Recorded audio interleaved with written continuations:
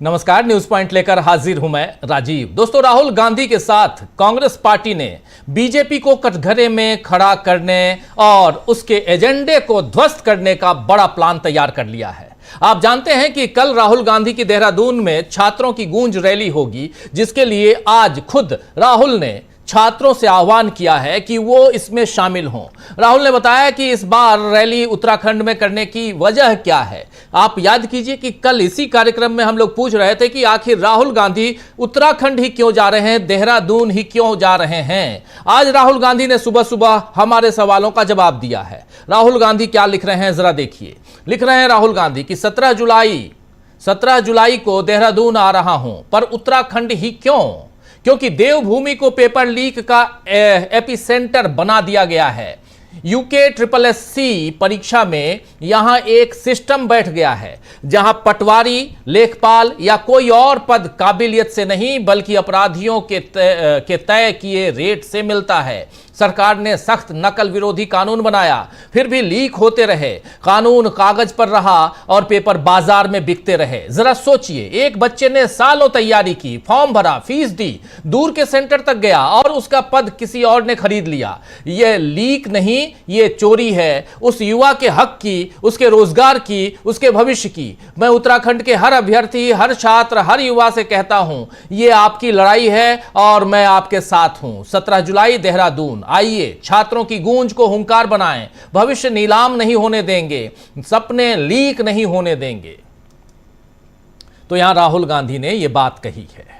वहीं 20 तारीख से शुरू हो रहे मानसून सत्र से पहले आज कांग्रेस संसदीय दल की बैठक हुई, जिसमें तय कर लिया गया है कि बीजेपी को किन खास मुद्दों पर घेरा जाएगा। कांग्रेस अध्यक्ष मल्लिकार्जुन खड़गे ने बताया है, क्या कुछ बताया है जरा आपके सामने वो भी ला रहा हूं। इस मसले पर कह रहे हैं मल्लिकार्जुन खड़गे कि चंदा चोरी, आस्था के साथ धोखा, पेपर लीक और शिक्षा व्यवस्था का अंदरूनी पतन, संस्थाओं पर कब्जा, राजनीतिक पार्टियों को तोड़ना, कई घोटाले और भ्रष्टाचार के आरोप, कमर तोड़ महंगाई, विदेश नीति की विफलताएं और रणनीतिक गलतियां, 3.5 करोड़ वाहन मालिकों पर एथेनॉल ब्लेंडिंग थोपना, बेतहाशा पेड़ों की कटाई और SC, ST, OBC और अल्पसंख्यकों के अधिकारों पर लगातार हमले, ये कुछ ऐसे अहम मुद्दे हैं जिन पर कांग्रेस पार्टी संसद के आगामी मानसून सत्र के दौरान मोदी सरकार को जवाबदेह ठहराएगी। ये बात यहां कह रहे हैं। वहीं यहां पर कांग्रेस संसदीय दल यानी CPP की बैठक में इन गंभीर मुद्दों पर चर्चा की गई, जो हमारे लोगों के जीवन और उनकी उम्मीदों पर असर डालते हैं। इसके अलावा मल्लिकार्जुन खड़गे ने आज मोदी को एक चिट्ठी लिखकर भी फंसा दिया है। खड़गे ने संशोधित 131वें 131st संविधान संशोधन विधेयक पर प्रधानमंत्री नरेंद्र मोदी को खत लिखकर सर्वदलीय बैठक बुलाने की मांग की है।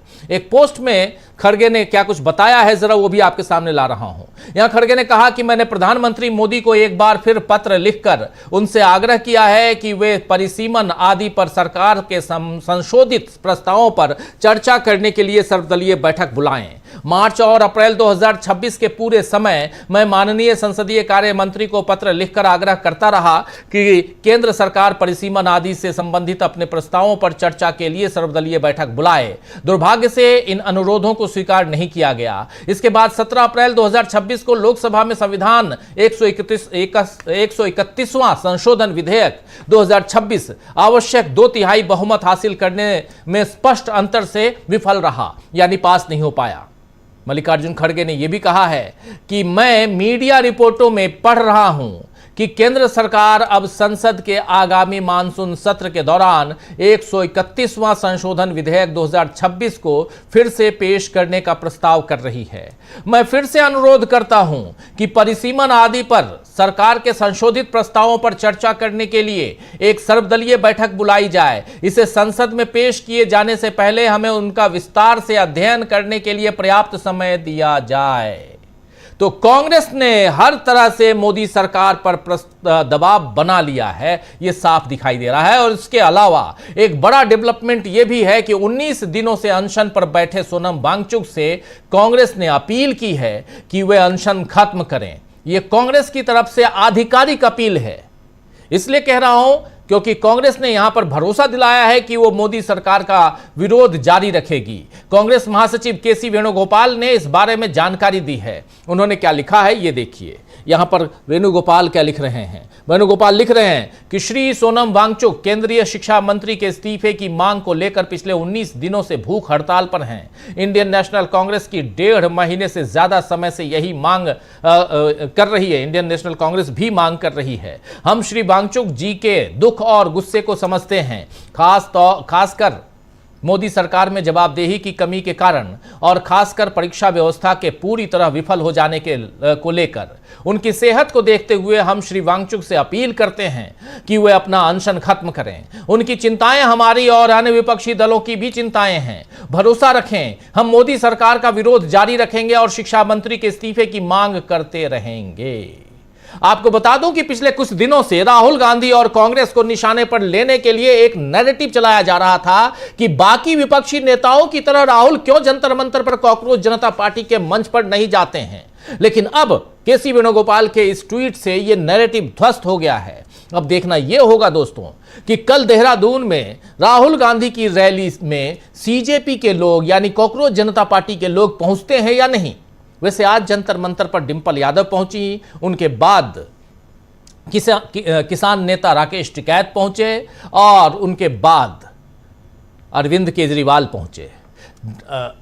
यहां डिंपल यादव जब पहुंची थी तो उन्होंने कहा कि मानसून सत्र में शिक्षा व्यवस्था सुधारने के मुद्दे पर सरकार से सवाल पूछे जाएंगे। अरविंद केजरीवाल ने भी ऐसी ही बात कही और बात ऐसी ही कही किसान नेता यहां टिकैत साहब ने, राकेश टिकैत ने। तो कुल मिलाकर इस समय मोदी सरकार के खिलाफ माहौल बनता हुआ दिख रहा है और ऐसे में बीजेपी टीएमसी को तोड़कर या एनसीपी को तोड़कर या शिवसेना को तोड़कर क्या अपना बचाव कर पाएगी, बड़ा सवाल है। सवाल यह कि कांग्रेस ने कॉकरोच से कर दी बड़ी अपील। अभी आपने सुन लिया, इस अपील के क्या मायने हैं ये समझेंगे। और दूसरा, बीजेपी के एजेंडे को कैसे यहां ध्वस्त करने का पूरा प्लान सामने आ गया है वो भी आपके सामने हम रखेंगे।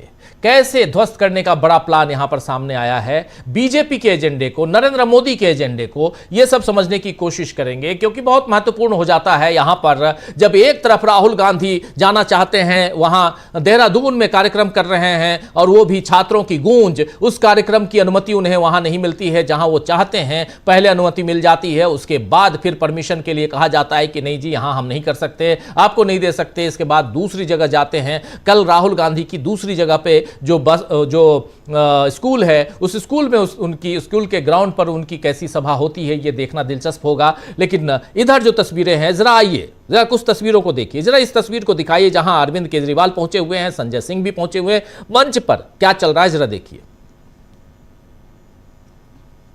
स्क्रीन पर ले। ये भी बहुत ज्यादा अहंकार में डूबे हुए हैं। अंत में एक प्रपोजल देना चाहता हूं, आप लोगों से सहमति चाहता हूं। मैं धर्मेंद्र प्रधान को तो इस्तीफा देना चाहिए, लेकिन सोनम वांगचुक को देश का एजुकेशन मिनिस्टर बनाना चाहिए।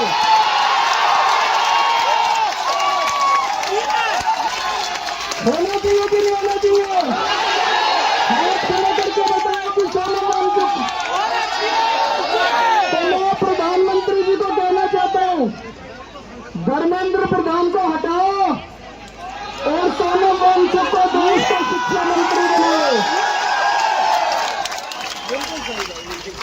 मेरे को पता है प्रधानमंत्री जी सुनने वाले नहीं है, प्रधानमंत्री जी करेंगे नहीं है। क्यों नहीं करेंगे? उनको डर लगता है ये सोनम वांगचुक कोई क्रांतिकारी चीज ना कर दे। पर दोस्तों मैं आपसे पूछना चाहता हूं, आज जितनी शिक्षा व्यवस्था सड़ गई है, जितने खराब हो गई है, उसमें हमें क्रांतिकारी कदम ही चाहिए। बिना क्रांति के शिक्षा व्यवस्था ठीक नहीं होने वाली। हमें सोनम वांगचुक जैसा क्रांतिकारी शिक्षा मंत्री भी चाहिए और उसके क्रांतिकारी कदम भी चाहिए। दोस्तों 20 तारीख को मैं सब लोगों से देश के कोने कोने में जो लोग सुन रहे हैं, जो लोग सोशल मीडिया पर देखेंगे, जो लोग मीडिया के जरिए देखेंगे, सबको अपील करना चाहता हूं ज्यादा से ज्यादा संख्या में यहां पे आइएगा और 20 तारीख के तो 20 तारीख को ज्यादा से ज्यादा संख्या में यहां आइए। यहां पर सीधे सीधे एक बड़ी डिमांड कर दी अरविंद केजरीवाल ने इस मंच से। उन्होंने कहा कि धर्मेंद्र प्रधान को हटाओ और सोनम वांगचुक को शिक्षा मंत्री बनाओ। यह बात यहां पर कही है इन्होंने सीधे सीधे अरविंद केजरीवाल ने। शिक्षा व्यवस्था कैसी है उसको दुरुस्त करने के लिए क्या सोनम वांगचुक की जरूरत है? सोनम वांगचुक पिछले 18 दिनों से, आज 19वां दिन है, 19 दिनों से हंगर स्ट्राइक पर हैं। उनके साथ साथ नेहा भी हैं, नेहा वोरा, आयशा की चीफ, वो भी लगातार उनके साथ। दोनों की हालत बहुत नाजुक है, लेकिन फिर भी ये लोग, और इन सब के बीच कल उधर राहुल गांधी पहुंच रहे हैं देहरादून। कितने लोग इधर से वहां पहुंचेंगे, वहां से इधर आएंगे, बहुत एक गंभीर तस्वीर बनने वाली है। हमारे साथ कुछ वरिष्ठ साथी जुड़े हुए हैं, उनसे पहले आपका